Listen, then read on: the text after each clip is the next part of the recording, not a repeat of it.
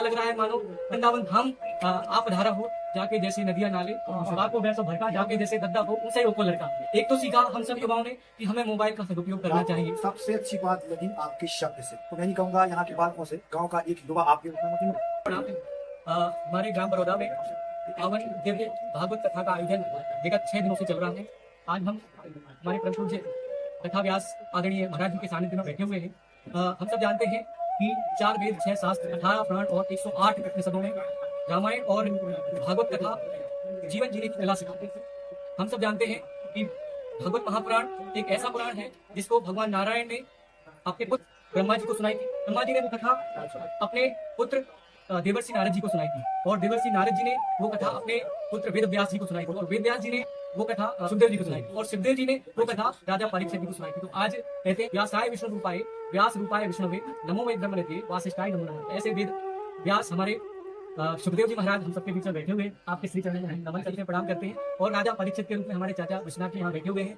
तो 6 दिनों से इस दिव्य पावन ज्ञान कथा का रसास्वाद हम लोग कर रहे हैं। हमारे सभी परिवार यहाँ बैठे हुए हैं, चिंतन कर रहे हैं भगवत कथा पुराण के बाद। आज जब 6 दिन हो चुके हैं तो हमारे गाँव में एक ऊर्जा का दिव्य वातावरण निर्मित हो गया है। हम देख रहे हैं चारों तरफ दिव्यता भव्यता विचारों का एक पुंज यहाँ गुंजायमान है। सभी के मन में, सभी के मनों में, हृदय में, दिल में, व्यक्तित्व में एक श्रेष्ठ विचारों का पुंज दिखाई दे रहा है। हम सबके मन में ऐसा लग रहा है मानो यहाँ स्वयं वृंदावन धाम आप धारा हो। तो गुरुदेव आपसे निवेदन करते हैं कि आज हम लोगों ने कथा से बहुत कुछ सीखा। एक तो सीखा हम सब युवाओं ने कि हमें मोबाइल का सदुपयोग करना चाहिए और ये आज के युवाओं के लिए विशेष आपने कहा कि रील्स में हम लोग ज्यादा समय बर्बाद कर रहे हैं। और दूसरी बात आपने कही हमें घमंड नहीं करना है, अहंकार नहीं करना है, शिकारिया नाग की तरह जैसा उसको अहंकार हो गया था, इंद्र को अहंकार हो गया था जब अगस्त मुनि ने वो जल ग्रहण करने के बाद उनका अहम छोड़ दिया। और ऐसी आपने एक और हमारी बुंदेली में एक कहावत कही जाके जैसे नदियां नाले को वैसा भड़का जाके जैसे गद्दा हो उनसे रोको लड़का। हमारे विशेष युवा साथियों के लिए ये कहावत बड़ी उपयोगी है। तो ऐसे आप मैं क्या बताऊं, शब्द मेरे पास कम है। आदरणीय परम पूज्य महाराज जी के श्री वचनों ने हम सबके जीवन में जो कहते हैं हमारी कथा हमें क्या सिखाती है, भक्ति, श्रद्धा, वैराग्य, ज्ञान, जीवन जीने की कला, हमारे गुणों का परिष्करण, ये सारी हमारी भगवत महापुराण कथा सुनाती है। तो हमने बहुत कुछ बोल दिया। अब हम निवेदन करेंगे हमारे महाराज जी से कि आप हम सबका मार्गदर्शन करें और हम युवाओं को कुछ ऐसा संदेश दें कि हम युवा श्रेष्ठ पथ पर चलते हुए अपने व्यक्तित्व को सुदृढ़ करते हुए, व्यक्तित्व को परिष्कृत करते हुए सामाजिक जीवन बहुत अच्छी तरीके से नहीं। और सबसे अच्छी बात लगी आपके शब्द से। शब्द है महाराज वो हमारे दिल में आपको नहीं स्थापित कर रहे हैं, क्योंकि शब्द समाने बोलो, शब्द के हाथ में पाओ और एक शब्द को शरीर करें, एक लगा खाओ और तुलसी मीठे वचन से सुख उपदम और वचन मन पति करने का मंत्र तजदे वचन का कठोर। आपकी भाषा और वाणी है उन्हें अपना आपका बहुत बुरी बना दिया, क्योंकि जो आपने मतलब 3 घंटा की कथा को इस प्रकार से व्याख्यान किया वो आपने वहां से लेके तो पूर्ण वर्णन कर दिया, कहाँ से कथा उठी, कहाँ से बैठी, कहाँ से ब्रह्म समाप्त कर दी, ये सबसे है। और फिर इसके बाद में आपने जो हमसे कहा कि वो मार्गदर्शन दीजिए। देखिए वैसे तो सबसे ज्यादा मार्गदर्शी यदि किसी का कोई पुत्र का होता पिता तो माँ बोलता, उसके बाद में तो गुरु। और चूंकि आप हमसे कहा आपके गाँव में घंटे दिन में कथा करते हैं, तो मैं नहीं कहूँगा यहाँ के बालकों से, हमें एक इस गाँव का एक युवा आपके रूप में मुझे शिकायत थी, बाकी थे छत्तीस कि यहाँ युवा लोग कम आए और हमने कथा में बोला था कि हमारे बुजुर्ग को बहुत समय दे रहे हैं, हम युवा पीढ़ी को कम समय दें। तो आपके माध्यम से, आपके मोबाइल के माध्यम से यही कहूँगा कि बुजुर्गों ने अपना जीवन का काम निकाल दिया, तो उन्होंने अपना जीवन बना लिया, लेकिन आपके मोबाइल के माध्यम से इतना कहूँगा कि युवाओं को बहुत अधिक कथा परिणाम आना चाहिए, आगे का हमारा धर्म मजबूत बने।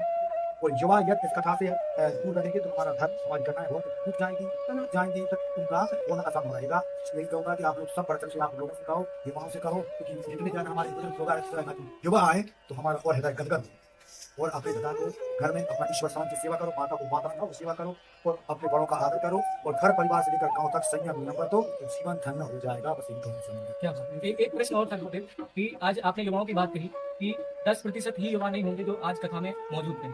तो आज के युवा स्पेशली धर्म अध्यात्म से थोड़े से दूर जा रहे हैं और एक युवा से हमने कहा जो हम कथा सुनने आ रहे हैं कि आप चलिए कथा सुनने के लिए, तो उसने कहा भैया ये कथा तो वर्षों से हो रही है, बार बार वही कथा सुनाई जा रही है, तो हम क्या सीखेंगे, कुछ नहीं। तो गुरुदेव इसका आध्यात्मिक पक्ष तो हम समझते हैं, पर हम चाहते हैं कि आप इसको थोड़ा सा अपने शब्दों में देखिए। उसको जहाँ से ज्ञान प्राप्त हुआ उसकी गलती नहीं, शायद उसको घर में ऐसा माहौल मिल रहा है। याद रखना हर घर का हर एक बच्चा वही सीखता है जिसका घर में वही माहौल होता है। आप तो इंजीनियर पढ़ते हैं और आपकी धर्म पत्नी पटवारी हमारे पे बहुत अच्छी बात है, तो आप क्यों नहीं भाई? संस्कार जो है वो अच्छी बात, देखो माता पिता बच्चे का भविष्य। अब उसने जो कहाँ से कैसी बात की तो उसके माता पिता ने उसको बैठा के कहा बेटा आपके गाँव में कथा चल रही है, एक समय निकालो, तो आज सुबह ही देखा। और जब उसने ऐसा कहा कि चलो हर एक वक्ता ही कथा बोलता है, तो हमारे भागवत में वेद व्यास लिख रहे हैं, निगम कल्प तरोरी कल्पम फलम शुभ मुखात विगत भागवतम रसमाला मुँह रहो, मतलब कथा को बार बार पियो। और तुलसीदास जी ने और अच्छा सुंदर ढंग से स्पष्ट कर दिया है कि राम कथा जो सुनत आघाई रस विशेष जाना तेना, जिन्हें अपनी कथा से पूर्ति कर ली उसकी पूर्ति हुई उसमें कुछ नहीं जाना। इसलिए कथा में कभी वह रस ऐसा हुआ नहीं तो कम पड़ गया, तो स्नाप बोलते जाए ज्यादा बोलते जाए कम है, उस थोड़ी विचार बच्चे की शिक्षा कम होगी, जो है बोल रहा है, किंतु आप उसको समझा देना तो समझ में आए। बिल्कुल भाइयों, जैसे पानी की प्रकृति होती है हमेशा नीचे की ओर बहने की, ऐसे हमारे मन की भी प्रकृति होती है हमेशा बुरे विचार जल्दी ग्रहण कर लेता है। अगर आपको पानी को रोकना है तो अच्छे विचारों का एक बांध बनाना पड़ेगा। तो हमें नित्य जैसे हम भोजन करते हैं, अगर एक दिन 2 दिन हम भोजन ना करें तो ऐसा लगेगा कि हम कमजोर हो रहे हैं। हम शरीर को तो भोजन देते हैं लेकिन हम अपनी आत्मा को भोजन नहीं देते। आत्मा का भोजन क्या है? अच्छे विचार, भजन, भगवान का संकीर्तन, उनकी कथाएं। तो ऐसे लोग जिनकी सोच है आजकल सिर्फ युवाओं की, वो ध्यान रखें कि हमें अपने मन को पवित्र विचारों से भरना है। तो हम युवाओं के लिए आह्वान करना चाहते हैं कि कल कथा का आखिरी दिन है और आप आए और भगवान श्री के श्रीमुख से इस पावन दिव्य ज्ञान गंगा रूपी कथा का ऐसा स्वागत करें। आपके श्री चरणों में बहुत बहुत नमन सभी को।